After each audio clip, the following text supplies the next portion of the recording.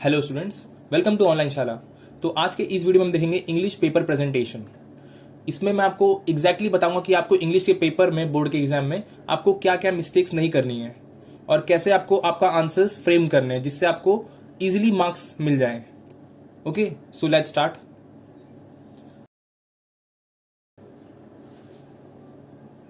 तो ये जो फर्स्ट पेज है, यहाँ पे आप देख सकते हो कि ये यहाँ पर आपको हमेशा यहाँ पे क्वेश्चन नंबर लिखना होता है। इस बॉक्स में आपका जो मेन क्वेश्चन नंबर है वो आपको यहाँ पे इस बॉक्स में लिखना होता है। ओके, और ये जो बॉक्स होता है यहाँ पे आपको सेक्शन लिखना होता है।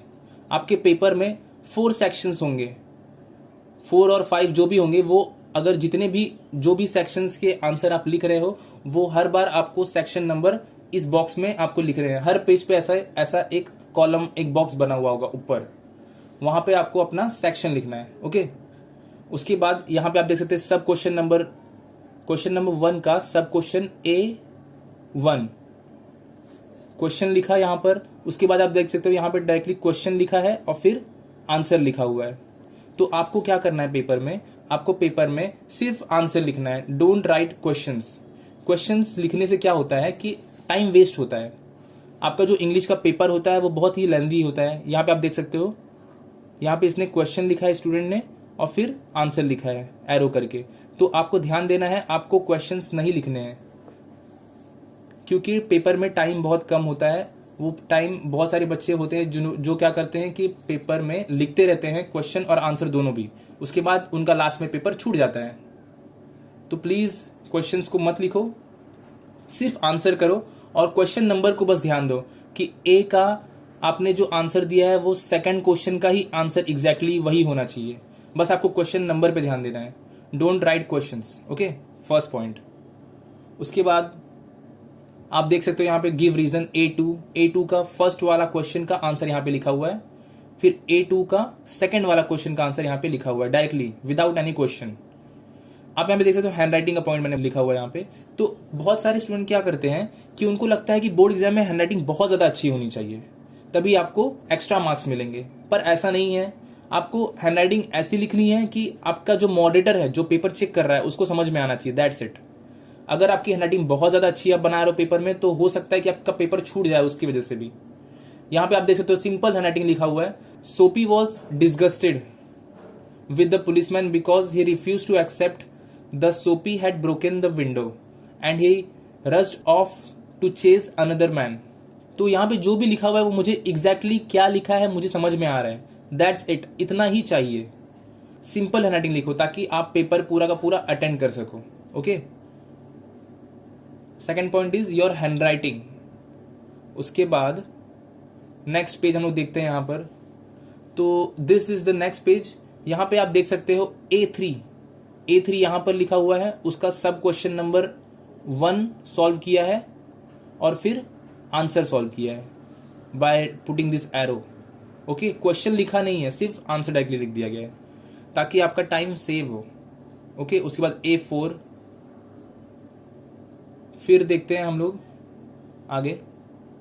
अब बहुत बार क्या होता है कि हम लिखते लिखते जल्दी जल्दी क्या होता है कि पेपर में क्वेश्चन जो हम लोग आंसर लिख रहे होते हैं वहां पे स्पेलिंग मिस्टेक्स हो जाती हैं। तो स्टूडेंट्स क्या करते हैं, उसको लेके देखो यहाँ पे स्पेलिंग मिस्टेक हो गई, तो ये स्टूडेंट ने क्या किया, इसको बस सिंगल लाइन कट कर दिया और आगे लिख दिया। तो आपको भी बिल्कुल ऐसा ही करना है। अगर आपको कोई भी मिस्टेक हो जाती है तो उसको सिर्फ सिंगल लाइन मार के आगे लिख दो उसको। ओके, डोंट डू दिस, ऐसे मत करो। ओके, क्योंकि वो देखने में थोड़ा अजीब लगता है ना। उसके बाद फिर आगे देखते हैं। Now you can see this. यहाँ पे अभी जैसे ये पेपर है तो ये कौन सा पार्ट होता है, ये सेक्शन का पार्ट होता है, ये मेन क्वेश्चन का पार्ट होता है। इतना आपको समझ में आ गया होगा। उसके बाद देखो अभी स्टूडेंट्स क्या करते हैं कि मैंने ये पेपर में ये क्वेश्चन नंबर 5 है, A5 का फर्स्ट क्वेश्चन का आंसर मैंने लिखा यहाँ पर। ओके, सेकंड भी मैंने लिखा, क्वेश्चन नहीं लिखा, सिर्फ डायरेक्ट आंसर लिखा। फिर ये फिलअप आ गया, फिलअप लिखा मैंने, जो भी फिलअप था उसका मैंने आंसर लिखा। तो अब क्या करते हैं, यहाँ पे अंडरलाइन देख सकते हो आप। इस स्टूडेंट ने जिस पेन से आंसर लिखा है उसी पेन से यहाँ पे अंडरलाइन कर दिया है। ओके, तो बहुत सारे स्टूडेंट क्या करते हैं यहाँ पे कि पेंसिल ले लेंगे और स्केल ले लेंगे, उसके बाद क्या करेंगे, उसको अंडरलाइन करने बैठ जाएंगे। तो प्लीज ऐसा मत करो क्योंकि आपके पास टाइम कम रहता है पेपर में। आपको हमेशा ध्यान देना है आपके टाइम पर। अगर आप पेपर पूरा अटेंड नहीं करोगे तो आपका मार्क्स ऑलरेडी वैसे ही कट जाएगा। यहाँ पे ये सब चीज़ों पे मार्क्स नहीं मिलता कि आप वहां पे अंडरलाइन पेंसिल से कर रहे हो या पेन से कर रहे हो, बस क्लियर होना चाहिए, नीट एंड क्लीन होना चाहिए, दैट्स इट। आप जिस पेन से क्वेश्चन लिख रहे हो, आंसर लिख रहे हो, उसी से अंडरलाइन कर दो। ओके, उसके बाद आप देख सकते हो यहाँ पे समरी राइटिंग आ गया। तो समरी राइटिंग ये आप देख सकते हो, ये 3 मार्क्स का क्वेश्चन है समरी राइटिंग। यहाँ पे मार्किंग स्कीम आप देख सकते हो, यहाँ पे लिखा हुआ है समरी राइटिंग में आपको कुछ पॉइंट्स दिए जाते हैं, उसको आपको कवर करना होता है। अगर आपने पूरा पॉइंट्स कवर किया तो आपको यहाँ पे देख सकते हो, यहाँ पे कवरिंग ऑल द पॉइंट्स से कितने मार्क्स हैं, 1 मार्क। ओके, उसके बाद जो मॉडरेटर होता है वो आपके पेपर में सिर्फ यही कुछ पॉइंट्स ढूंढता है। आपको ये चीज़ें ध्यान में रखनी है। अगर आप समरी लिख रहे हो तो आपको पता होना चाहिए कि मुझे पूरे के पूरे पॉइंट्स को कवर करना है जो आपको क्वेश्चन पेपर में दिया गया है फॉर समरी राइटिंग। वो पूरे पॉइंट्स कवर करो। उसके बाद लैंग्वेज स्टडी देखो, आपका वोकैबुलरी कैसा है इंग्लिश का वो देखो, उस पर 1 मार्क्स है। उसके बाद फिर ग्रामर कैसा है आपका, आपने किस तरह से सेंटेंसेस को फ्रेम किया है, उस पर 1 मार्क्स है। ओके, अब यहाँ पे क्या होता है कि बहुत लोग सोचते हैं कि बहुत बड़े बड़े आंसर्स लिख दें। Don't write big answers. ये 3 मार्क्स का क्वेश्चन है तो बहुत लोग सोचेंगे कि मैं पूरा पेज भर के पूरा आंसर लिख दूं, तो उससे क्या होगा कि ज़्यादा बड़ा आंसर होगा तो ज़्यादा मार्क्स मिल जाएंगे, पर ऐसा नहीं होता है। ओके, ऐसा बिल्कुल नहीं है। अगर जितना आंसर रिक्वायर्ड है सिर्फ उतना ही आपको लिखना है, उससे ज़्यादा लिखने मत जाओ, फिर से यहाँ पे आपका टाइम वेस्ट होगा। और ये 3 मार्क्स के क्वेश्चन के चक्कर में आपके बड़े जो ज़्यादा मार्क्स के क्वेश्चन हैं लास्ट में राइटिंग स्किल के, वो छूट जाएंगे। इसलिए जितना रिक्वायर्ड है सिर्फ उतना ही लिखो। फिर यहाँ पे आप देख सकते हो, यहाँ पे जो क्वेश्चन लैंग्वेज स्टडी का पार्ट आ गया, तो यहाँ पे व्हाट, ये WH क्वेश्चन का आंसर है। तो यहाँ पे अंडरलाइन डायरेक्टली किससे किया है, पेन से। जिस पेन से आंसर लिख रहा था वो स्टूडेंट, उससे ही यहाँ पे अंडरलाइन कर दिया है। डोंट यूज पेंसिल्स, यहाँ पे आपको पेंसिल नहीं यूज करनी है। कहीं कहीं पर यूज करना है, वो मैं आपको आगे आके बता दूंगा। यहाँ पे आपको फिलअप में या ऐसे कहीं पे भी हो तो डायरेक्टली आपको पेन से ही उसको अंडरलाइन करना है। और इन केस आप पेपर लिख रहे हो और आपको कोई आंसर नहीं आ रहा है, अगर आप पैराग्राफ में, इंग्लिश में हमें पैराग्राफ होते हैं, उसमें से हमको आंसर ढूंढने होते हैं ना, तो क्या होता है बहुत बार स्टूडेंट को आंसर नहीं मिल रहा होता है, तो वो क्या करता है वो स्टूडेंट कि वहीं पे पूरा अपना टाइम लगा देता है, वो पैराग्राफ को पढ़ते पढ़ते, आंसर ढूंढते ढूंढते, तो वहां पे भी उसका टाइम वेस्ट हो जाता है। तो आपको क्या करना है, आपके पास ये स्ट्रेटेजी होनी चाहिए। ऐसा आपको करना है पेपर में कि जो क्वेश्चन आपको नहीं आए, हर क्वेश्चन को सिर्फ एक मिनट से भी कम टाइम दो। ओके, 1 मिनट से भी कम टाइम दो हर, वो मैं आपको टाइम मैनेजमेंट में, मैं आपके लिए टाइम मैनेजमेंट का वीडियो अलग से बना दूंगा, वहां पे मैं आपको बताऊंगा कि आपको कितना टाइम देना है फॉर ईच क्वेश्चन। अगर आपको उतने टाइम में वो क्वेश्चन का आंसर नहीं मिले फ्रॉम पैराग्राफ, तो आपको वो क्वेश्चन को क्वेश्चन पेपर में टिक कर दो कि ये क्वेश्चन है, इसका आंसर मुझे नहीं मिला है, उसको टिक कर दो और फिर आगे बढ़ जाओ अपने आंसर शीट में, उसके लिए स्पेस छोड़ दो और आगे बढ़ के आगे क्वेश्चंस जो भी आते हैं आपको उसको सॉल्व करना शुरू कर दो। ओके, इससे क्या होगा, आपको जो आता रहेगा कम से कम आप उसको कवर कर पाओगे, और जो नहीं आता उसको छोड़ दो, ताकि आपको लास्ट में जब पूरा पेपर हो जाए उसके बाद आपके पास जब टाइम बचे तब जाके वहां पे अपना टाइम लगाओ उन आंसर्स को ढूंढने में, क्योंकि आपके पास टाइम कम होता है। अगर आप एक आंसर के लिए पूरा टाइम लगा दोगे उस आंसर को ढूंढने में, तो उससे भी आपका पेपर छूट जाता है। और इंग्लिश का पेपर लेंथी होता है, सबका पेपर ऑलमोस्ट, बहुत सारे स्टूडेंट होते हैं जो अपना पेपर छोड़ कर आ जाते हैं। अब देखते हैं नेक्स्ट पेज। तो यहाँ पे आप देख सकते हो, यहाँ पे 2A, क्वेश्चन नंबर 2 का A, सब क्वेश्चन नंबर 1, A का 1, यहाँ पे इसके आंसर्स डायरेक्टली लिख दिए गए हैं। Okay, direct answers. तो यहाँ पे इस तरह से डायरेक्टली सिंपल हैंडराइटिंग, और ये डायरेक्टली पेन से अंडरलाइन कर दिया गया है, डायरेक्टली पेन से अंडरलाइन किया है। तो आपको भी इसी तरह से बिल्कुल करना है। फिर यहाँ पे डायरेक्ट क्वेश्चन पूछा गया, the word use for leopards, wild animals, जो भी क्वेश्चन का आंसर था वो डायरेक्ट लिख दिया गया है। ओके, तो यहाँ पे हाफ मार्क्स फॉर ईच, जो मार्किंग स्कीम के हिसाब से मार्क्स था वो यहाँ पे दिया है उसको। फिर ये है माइंड मैपिंग का क्वेश्चन। ये क्वेश्चन बहुत ही इजी होता है, ये दिस इज फॉर 3 मार्क्स। यहाँ पे आप बहुत ही आसानी से 3 मार्क्स स्कोर कर सकते हो। आपको पेपर में, क्वेश्चन पेपर में आपको इस तरह से डायग्राम बनाया रहेगा। तो वो diagram same to same exactly आपको उठा के अपने आंसर शीट में बना देना है। और ये कुछ यहाँ पे ये कुछ बॉक्सेस होंगे, इनको बस आपको फिल कर देना है। ओके, ये ह्यूमन बोन्स के बारे में, स्कल, रिब्स, फीमर, टिबिया और यहाँ पे मसल्स। तो वो एग्जैक्टली जो आंसर है वहां पे वो बस बॉक्स को फिल कर दो और वो जो डायग्राम है उसको वैसे का वैसे बना दो। फिर यहाँ पे आप देख सकते हो इसका मार्किंग स्कीम कैसा है। Covering all points, important point as per instruction का 2 मार्क्स है। उसके बाद प्रेजेंटेशन का, यहाँ पे आपने किस तरह से इसको लिखा है, बॉक्स बनाया है कि नहीं, उस पर भी मार्क्स है, 1 मार्क्स का है वो। ओके, तो 3 मार्क्स आपको यहाँ पे बहुत ही इजीली मिल जाएंगे।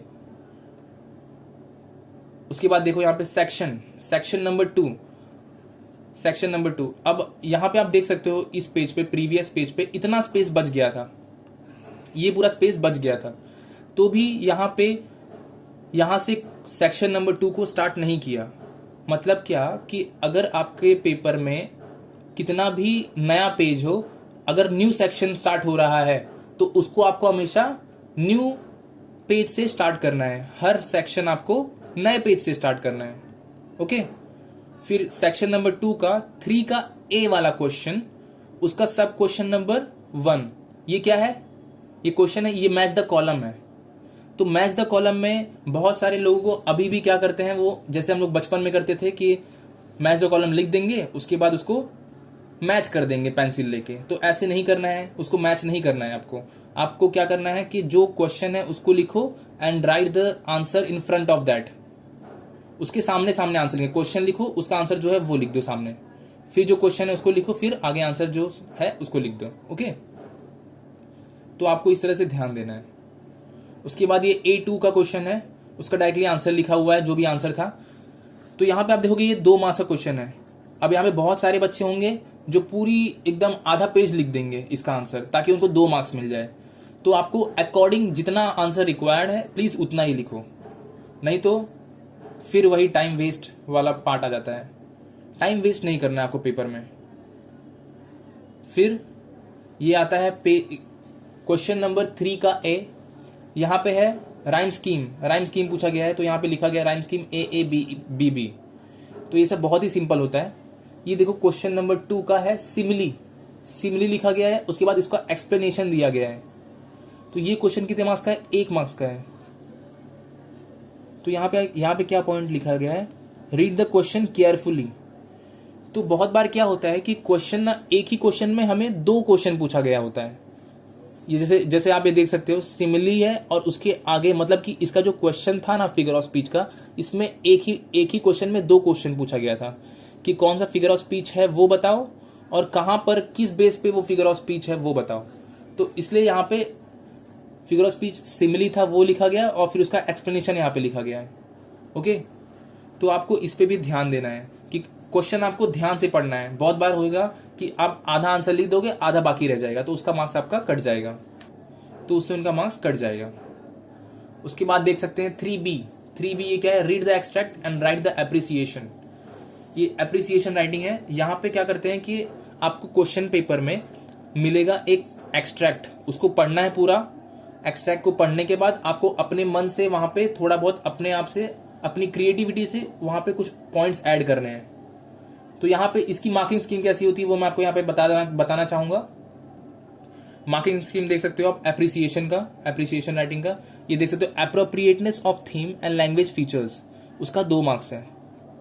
2 marks for appropriateness of theme and language features. उसके बाद एक्सप्लेनेशन एंड प्रेजेंटेशन, आपने कैसे एक्सप्लेन किया है और आपका प्रेजेंटेशन कैसा है। यहाँ पे आपको प्रेजेंटेशन में मार्क्स मिल रहे हैं।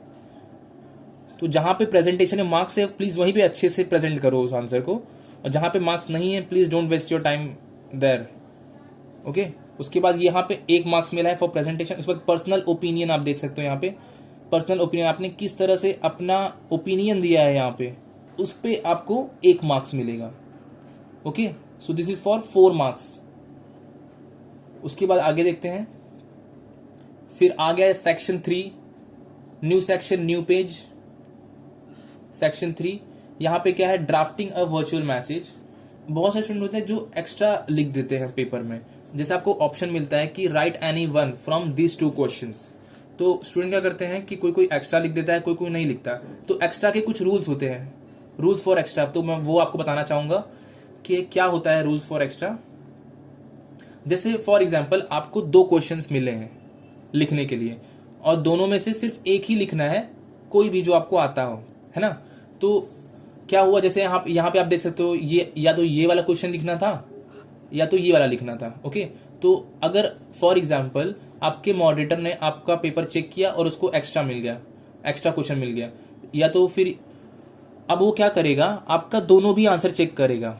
ये दोनों 4-4 मार्क्स के हैं, है ना, दोनों भी 4-4 मार्क्स के हैं। तो एक में आपको मिला 3 मार्क्स और दूसरे में मिला 4 मार्क्स। ओके, दोनों क्वेश्चन ऑप्शन के थे, आपको एक ही अटेंड करना था, लेकिन आपने दोनों कर दिया। ओके, तो आपको मिला एक में 3 मार्क्स, एक में मिला 4 मार्क्स। अब ये दोनों में से सिर्फ उसको एक ही कंसिडर करना है for your marks. Total marks में आपका एक ही क्वेश्चन कंसिडर होगा। ओके, तो क्या करेगा वो मॉडरेटर, आपका जो क्वेश्चन में आपको ज्यादा मार्क्स मिला है, जो दोनों में से जिसमें आपको ज्यादा मार्क्स मिला है, वो आपका ऐड हो जाएगा for your total marks. Okay, तो आपको ऐसा एक एडवांटेज है, अगर आपके पास टाइम हो, so you can write extra answers. आप एक्स्ट्रा लिख सकते हो जब आपके पास टाइम हो, तभी लिखना। ओके, उसके पहले आपको एक्स्ट्रा अटेम्प्ट नहीं करना है। उसके बाद आगे देखते हैं हम लोग। फिर ये आ गया ईमेल राइटिंग। ईमेल राइटिंग में आप देख सकते हो यहाँ पे बॉक्स बनाया हुआ है इसको प्रेजेंट करने के लिए। तो यहाँ पे इंपॉर्टेंट है प्रेजेंटेशन ईमेल राइटिंग में। इसकी मार्किंग स्कीम देखते हैं हम लोग, किस तरह से यहाँ पे मार्क्स दिए जाते हैं। ये देख सकते हो आप, कंटेंट यूज ऑफ फॉर्मेट। जो ईमेल राइटिंग है उसका प्रॉपर फॉर्मेट अगर आप यूज करेंगे तभी आपको मार्क्स यहाँ पे मिलेंगे। यहाँ पे कंटेंट और यूज ऑफ फॉर्मेट का 3 मार्क्स है और ओवरऑल प्रेजेंटेशन कैसी है आपकी, उस पे 1 मार्क्स है। तो ये पूरा टोटल क्वेश्चन 4 मार्क्स का है ईमेल राइटिंग का। तो यहाँ पे आपको ध्यान देना है, यहाँ पे आपको पेंसिल से एक आउटलाइन बनानी है, पेंसिल से आउटलाइन बनानी है। यहाँ पे आपको प्रेजेंटेशन पे मार्क्स है। यहाँ पे आप देख सकते हो इस स्टूडेंट ने पेंसिल से आउटलाइन बनाया हुआ है। ओके, फिर उसके बाद 2 का सेक्शन अलग है, सब्जेक्ट का सेक्शन अलग है। आपको पूरे पेपर में किस तरह से कौन सी राइटिंग स्किल का क्या फॉर्मेट है वो आपको एग्जैक्टली पता होना चाहिए। उसके बाद ये एक पैराग्राफ लिखा यहाँ तक। उसके बाद है डेस्टिनेशन कहाँ पे है वो लोग की, कहाँ पे वो लोग जा रहे हैं, फॉर उसका प्लेस लिखा है। फिर टाइम ऑफ डिपरेचर। फिर ये सब कुछ लिखने के बाद लास्ट में इंस्ट्रक्शंस लिखे हुए हैं। तो ये सब चीज़ आपको पता होनी चाहिए कि ईमेल राइटिंग अगर मैं अटेम्प्ट करूंगा तो यहाँ पे किस तरह से उसका फॉर्मेट है, फॉर्मेट के मार्क्स हैं। ओके, तो आपको ये चीजें ध्यान में रखनी है। उसके बाद जाके लिखना है पेपर को। आपको हर चीज का फॉर्मेट पता होना चाहिए। ये बहुत ही बेस्ट क्वेश्चन है, इंटरव्यू क्वेश्चन। यहाँ पे आपको बहुत ही इजीली मार्क्स स्कोरिंग क्वेश्चन होता है ये। आप यहाँ पे बहुत ही आसानी से, कितने मार्क्स का है, 4 मार्क्स बहुत ही इजीली गेन कर सकते हो। बस आपको यहाँ पे जैसे 8 to 9, 8 to 10 क्वेश्चंस लिखने होते हैं। बस यहाँ पे आप देख सकते हो questions to interview a doctor. यहाँ पे डॉक्टर से क्वेश्चंस पूछे गए। ये 9 क्वेश्चंस यहाँ पे लिखे हैं। ये कॉमन क्वेश्चंस होते हैं। मैंने ऑलरेडी इस पे वीडियो बना दिया है, वो वीडियो आपको आई बटन में मिल जाएगा। आप वहां पे देख सकते हैं कि कैसे इंटरव्यू क्वेश्चन को अप्रोच करना है। बहुत ही ईजी होता है इसको स्कोर करना है यहाँ पे मार्क्स। तो यहाँ पे आप मार्किंग स्कीम देख सकते हो। एप्रोप्रिएट फ्रेमिंग ऑफ क्वेश्चंस पे 2 मार्क्स है। उसके बाद लैंग्वेज एंड स्टाइल पे 1 मार्क्स है। एंड देन ओवरऑल इंप्रेशन कैसा है आपका, उस पे 1 मार्क्स है। ओके, सो टोटल 4 मार्क्स का क्वेश्चन है और यहाँ पे मार्क्स स्कोर करना बहुत ही सिंपल होता है। उसके बाद है फिर स्पीच C1, यहाँ पे मेन क्वेश्चन लिखा गया है। उसके बाद फर्स्ट वाला क्वेश्चन, सब question is speech. Speech writing में भी आपको फॉर्मेट पे ध्यान देना है। पूरी राइटिंग स्किल में आपको फॉर्मेट पता होना चाहिए। यहाँ पे देख सकते हो आप, जैसे ये स्पीच स्टार्ट करते हैं हम लोग तो कैसे होता है। स्पीच में respected teachers and dear friends वाला लाइन आया सबसे पहले। उसके बाद फिर एक पैराग्राफ, यहाँ पे इंट्रोडक्शन का पार्ट आता है। उसके बाद फिर लास्ट में जैसे ये वाला पार्ट है, ये कंक्लूजन वाला पार्ट आता है। फिर यहाँ पे at the end thank you लिखते हैं। ओके, तो ये सब चीज़ें आपको पता होनी चाहिए। इस पे मार्क्स होता है। वो जो मॉडरेटर होगा वो आपके फॉर्मेट्स पे बहुत अच्छे से ध्यान देगा। बहुत बार होता है कि वर्डिंग्स नहीं देखेगा, वो वर्डिंग्स पढ़ेगा लेकिन वो मेन आपका क्या देखेगा कि आपने किस तरह से प्रेजेंट किया है और किस तरह से फॉर्मेट यूज किया है, क्या करेक्ट फॉर्मेट है कि नहीं। ओके, सीक्वेंस यहाँ पे आप देख सकते हो, marking scheme, sequence, logical sequence of idea 2 marks का, introduction 1 marks and conclusion 1 marks, total 4 marks. Okay, तो ये है marking scheme. And then this appeal writing है ये। तो यहाँ पे क्या करना है, अपील राइटिंग में आपको यहाँ पे फिर से आप देख सकते हो कि यहाँ पे कैसे है marking scheme. Presentation of content का 2 मार्क्स है। प्रेजेंटेशन कैसे कर रहे हो, यहाँ पे भी आपको पेंसिल से एक आउटलाइन बनानी है अपील राइटिंग में। ओके, प्रेजेंट कैसे कर रहे हो आप आंसर को, प्रेजेंटेशन ऑफ कंटेंट। यहाँ पे आप देख सकते हो कि ये वाली लाइन है, फर्स्ट वाली लाइन, इसको पूरा कैपिटल लेटर्स में लिखा है, India can grow when India shows. Okay, उसके बाद देखो कितना अट्रैक्टिव लाइन जो है उस पर भी यहाँ पे देखो कन्विंसिंग लैंग्वेज, उस पर 1 मार्क्स है। इंस्पायरिंग एंड मोटिवेशनल मैसेज, उस पर 1 मार्क्स है। तो आपको यहाँ पे ये चीजें ध्यान देनी है, अपील राइटिंग में क्या क्या रिक्वायर्ड है। ये आप देख सकते हो, ये वाला है इंस्पायरिंग एंड मोटिवेशनल मैसेज, इस पे 1 मार्क्स है, इंस्पायरिंग एंड मोटिवेशनल मैसेज पे। फिर कन्विंसिंग लैंग्वेज, आपको अपनी जो भी रैली है यहाँ पे, तो कन्विंसिंग लैंग्वेज इस तरह से लाइन लिखनी है ताकि लोग आपके साथ ज्वाइन करें रैली को। तो यहाँ पे आप देख सकते हो, तो ये रही कन्विंसिंग लाइन, आप देख सकते हो यहाँ पे। द इंडियन फार्मर्स, यहाँ पे आ रहेगा, the Indian farmers are suffering desperately and need our help, this is the convincing line. Okay, और ये मोटिवेशनल लाइन यहाँ पे ये वाली आ गई, ये कन्विंसिंग लाइन आ गई। सो इस पे मार्क्स है। और प्रेजेंटेशन यहाँ पे किस तरह से देख सकते हो आप इसको प्रेजेंट किया है, कंटेंट को यूनिक। ओके, तो ये सब चीजों पे आपको ध्यान देना है, आपको पता होना चाहिए एग्जैक्टली कि कहाँ पे आपको किस तरह से लिखना है जिससे आपको मार्क्स दिया जाएगा पेपर में। इंग्लिश के पेपर में बस इतना ही। अगर आपका कोई भी फ्रेंड है जो एग्जाम के लिए अपियर करने वाला है फॉर बोर्ड एग्जाम्स, तो उसको प्लीज आप ये वीडियो शेयर कर देना ताकि उसको पता चले कि उसको पेपर किस तरह से अप्रोच करना है। ओके।